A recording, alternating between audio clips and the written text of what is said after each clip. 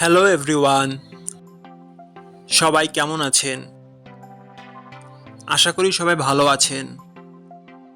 বন্ধুরা, আমরা সবাই জানি যে টাকার রেট ভিন্ন ভিন্ন।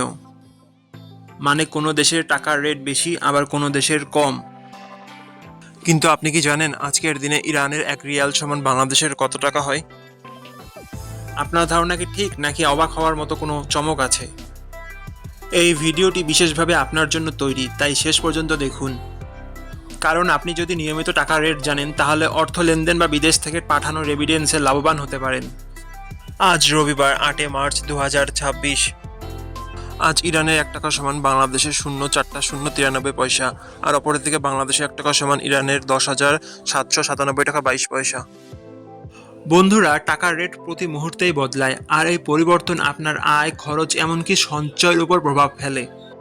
তাই নতুন রেট সবার আগে জানতে এখনই চ্যানেলটি সাবস্ক্রাইব করুন এবং বেল আইকন প্রেস করুন, যাতে কোনো আপডেট মিস না করেন। ধন্যবাদ, দেখা হবে পরবর্তী ভিডিওতে।